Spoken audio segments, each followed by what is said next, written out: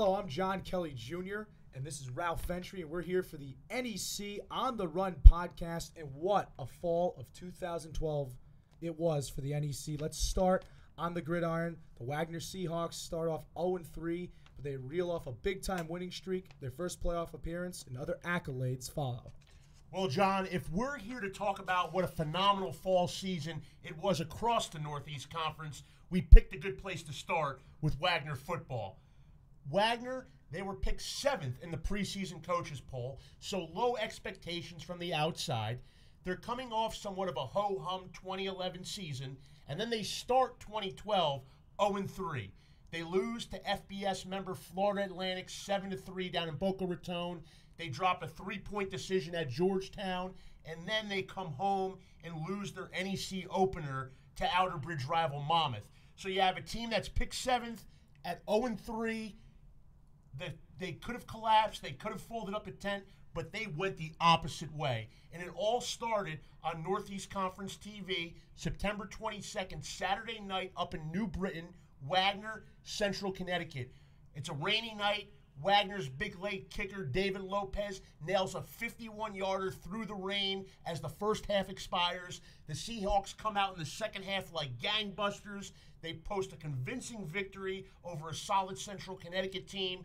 And the rest, as they say, John, is history. From there, they go to win 8 straight regular season games to close out the schedule. They capture their first ever Northeast Conference championship. And then they go into the FCS playoffs and make Northeast Conference history.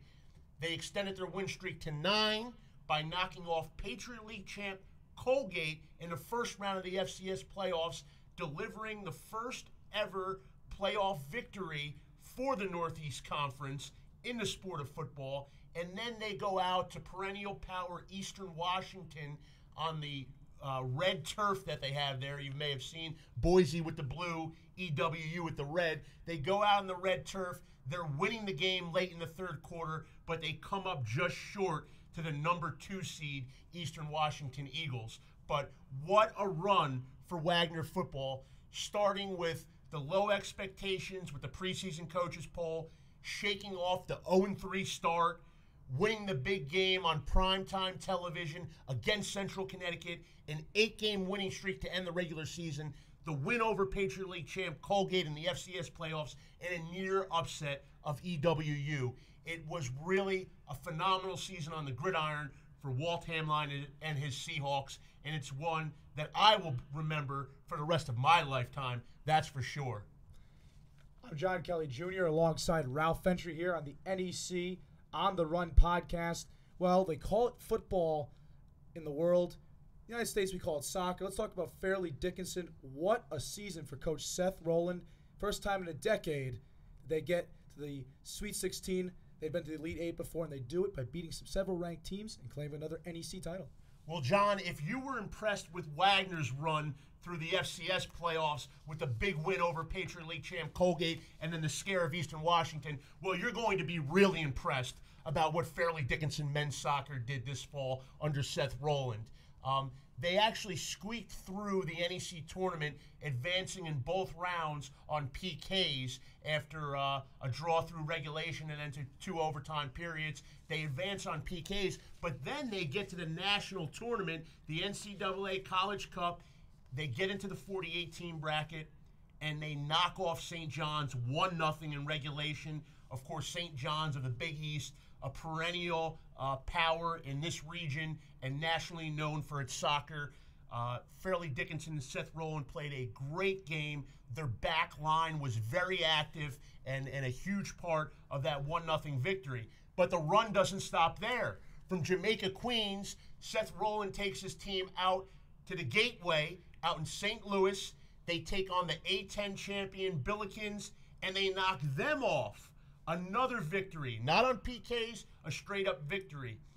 Then they go to UNC, the defending national champs. Of course, everyone knows about Tar Heel soccer. FDU plays them to a scoreless draw through 90 minutes, but then UNC ends FDU's remarkable run in overtime in the Sweet 16.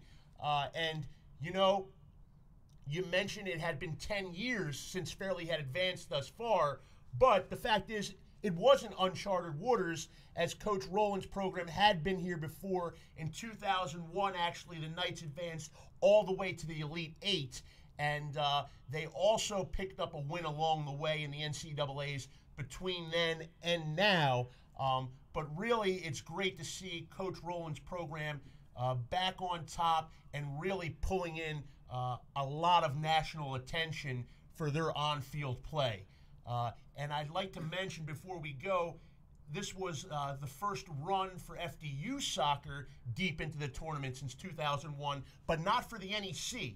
In 2007, Central Connecticut, the Blue Devils won the NEC tournament as the 4 seed, and they went on to beat both Harvard and Tulsa in the NCAA College Cup tournament before falling to UMass. So another Sweet 16 appearance for NEC men's soccer.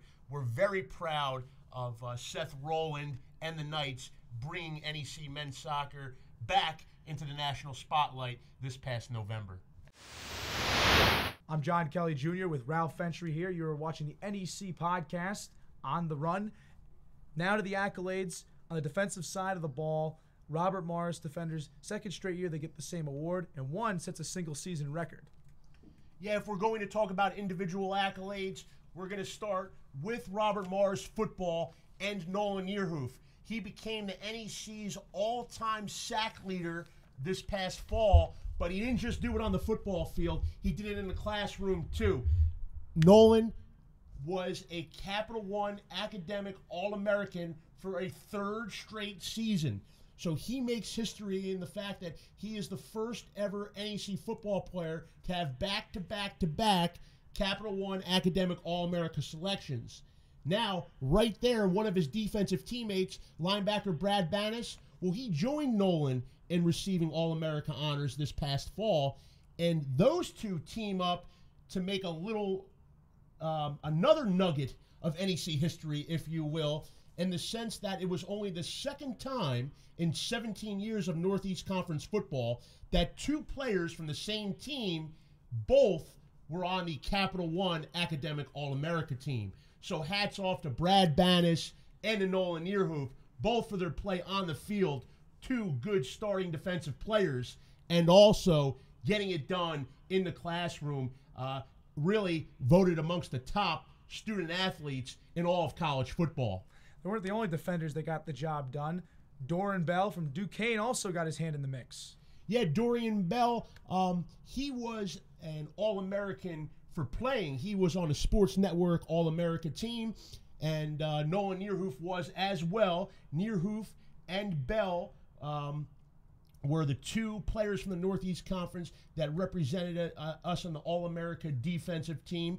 Bell took 3rd team honors, Nierhoff with the 2nd team. And, of course, there's Jordan Harris as well. Jordan Harris on the offensive side of the ball, a Bryant wide receiver. He was the NEC's Offensive Player of the Year and a 2nd team All-America receiver. So 3 All-Americans for NEC football in Nierhoff, Harris, and Dorian Bell. And then, of course, the 2 academic All-America selections. So some nice accomplishments over on the gridiron this year by our NEC football players. We couldn't be more proud of those young men. Also on the soccer field, there were achievements as well in men's and women's soccer. Let's start with the Central Connecticut Blue Devils, 2 players earning academic awards as well.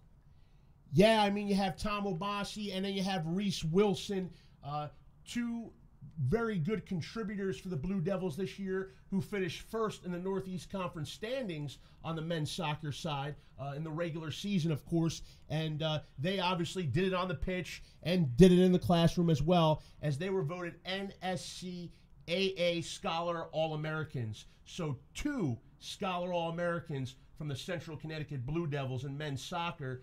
And then on the women's side, St. Francis, PA, also had a pair of academic All-Americans, or Scholar All-Americans as the NSCAA calls them. One of those, of course, is the 3-time NEC Player of the Year, Tessa McKibben. She really had a phenomenal career out there in Loretto for the Red Flash, and she did not only have a phenomenal career within the context of St. Francis and the Northeast Conference, but she is the active all-time leading goal, not the all-time, excuse me, but the active leading goal scorer in NCAA Division I soccer. So no one who played this past fall in the NCAA pitch had more goals than St. Francis PA's Tessa McKibben. So hats off to the Red Flash and, of course, the Blue Devils on the men's side for bringing a lot of pride to the Northeast Conference. John Kelly Jr. here with Ralph Ventry. It was an exciting 2012 on the field. However, in late October, things came to a screeching halt with Hurricane Sandy. Players had to deal with all the nuances that go on. They were able to help out in the community, at the same time also achieve on the field. Well, obviously, with Superstorm Sandy, we've seen the news clippings, we've read the papers, and we've seen firsthand here in New Jersey how devastating it was. And two of our Northeast Conference members, Wagner on Staten Island and Monmouth at the Jersey Shore, were right smack in the middle of Sandy's path of destruction. Fortunately, no one was hurt on these campuses, and the campuses are still intact. But the surrounding areas were ravaged. Wagner is a bit fortunate because they're up on Grimes Hill, so they didn't get the water damage and the flooding that the lower levels of Staten Island did. And Monmouth, of course, is about a half a mile to a mile inland. They're not right on the beach, so to speak. And Monmouth's Multi-Purpose Activity Center actually served as an evacuation facility for an evacuation shelter for those residents who did live right along the coastline. They took in over 1,000 people in the Multi-Purpose Activity Center over at Monmouth on their West Long Branch campus. And really, I know Monmouth built this brand new facility a few years ago.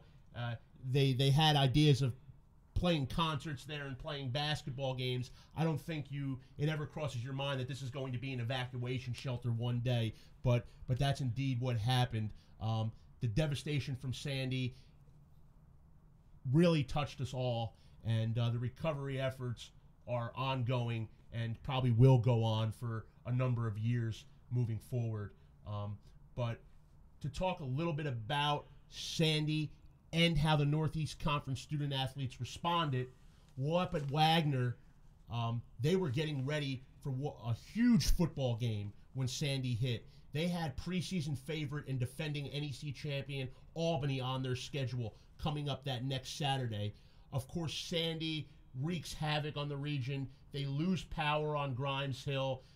Some of Staten Island is washed away, but Wagner kept its football team together on campus. They practiced in the dark, and when they weren't practicing and preparing for that big Albany game, they went out into the community to try to clear away some of the debris and to deliver supplies to those folks who basically lost everything and were in dire straits. So Wagner football, led by quarterback Nick Dosher, who's a native Staten Islander himself, and cornerback Torian Phillips, an all-NEC defensive back, who also was born on Staten Island.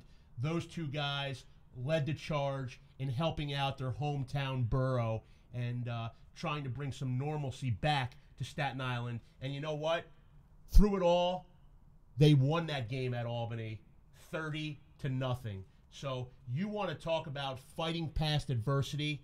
Wagner football really did a phenomenal job of that this past fall. And also hats off to those guys for going out and helping in the community. I know Monmouth's football team also helped in some relief efforts. And, of course, the Monmouth campus was a very big part of the Monmouth County relief effort as well. So both Monmouth and Wagner, they were dealt a really lousy deck of cards at the end of October, but they played that hand as well as they could, and they really should be commended for it. So hats off to Wagner and Monmouth for their response to Hurricane Sandy.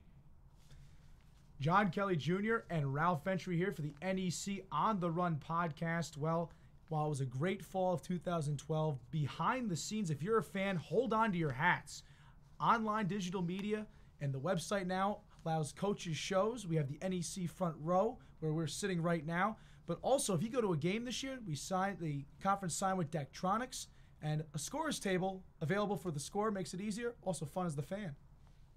John, you try to touch on it all right there. There are so many things, but those reasons, in addition to the on-field success, in addition to our student athletes going out and doing great things in the community, and in addition to the academic accolades our student athletes earned this fall, making this fall such a memorable one. In addition to all of that, the NEC office did some things as well, as we try day in and day out to enhance the student athlete experience and, of course, our fans' experience. And we did that in a number of ways. Let's just quickly run them down one by one as you mentioned them. We'll start with the NEC Front Row. Of course, Front Row was launched in August. It's a very special idea in the sense that it is a central hub for live event streaming for all Northeast Conference sports.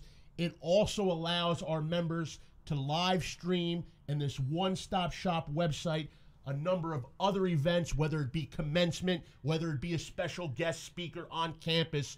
Our member institutions can stream all that live through the NEC Front Row portal, the main hub right there. Of course, the linchpin of the network is the live game programming, but you also have other live programming, and you have a lot of archive content from coaches' shows to highlight packages to promo spots. You can find a ton of stuff at necfrontrow.com. And also, for the fans, it's free.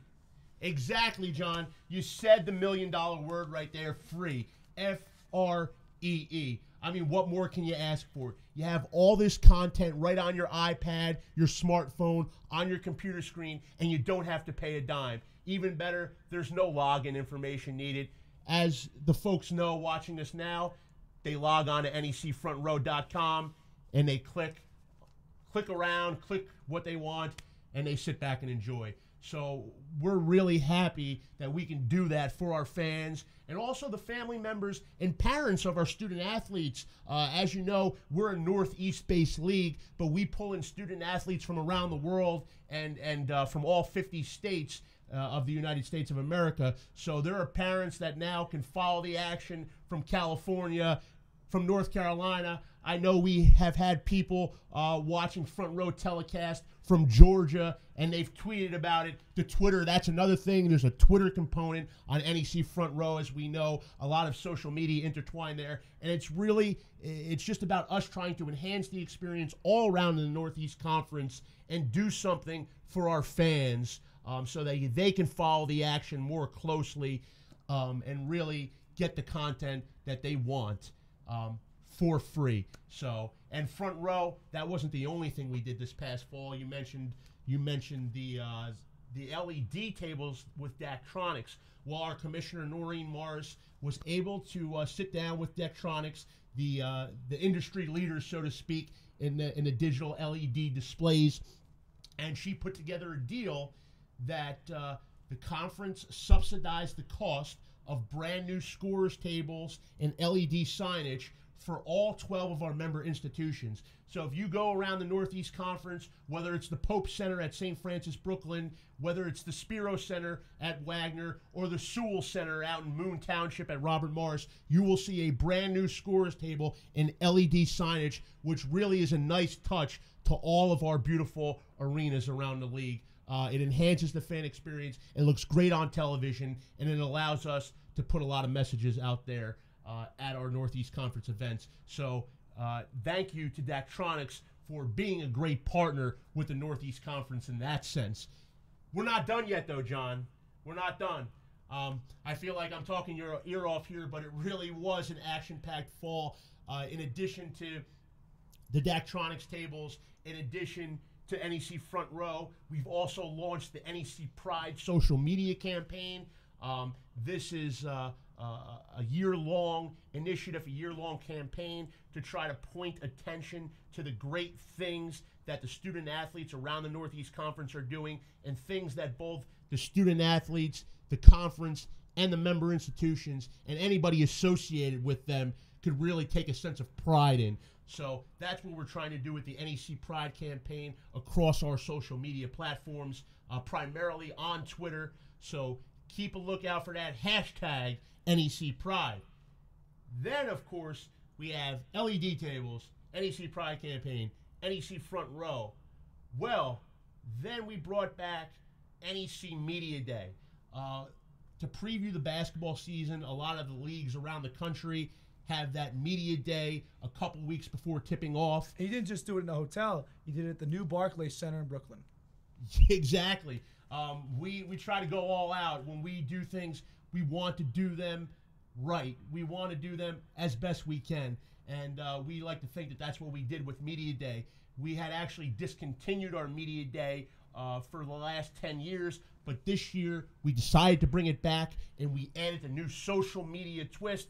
It was actually called NEC Social Media Day, and it was in the media capital of the world, New York City, at the brand new Barclays Center, right in the heart of downtown Brooklyn.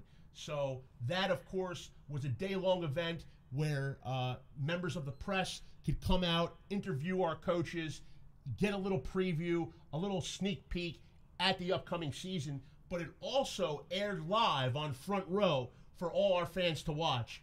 Dave Popkin and Tim Capstraw, I know you know them. I've done some work with them before. They were our host. They interviewed all 24 of our basketball coaches. We incorporated some Twitter and some fan social media interaction into the broadcast. We aired it live on Front Row for free, and we had a great day at the Barclays Center in Brooklyn. Really a day that will be remembered here in Northeast Conference history for good reason. And we're hoping to have a number of days like that in the future years as well. Well, the NEC is surely on the way, and looking forward to 2013. For Ralph Fentry, I'm John Kelly Jr. with the NEC On the Run podcast.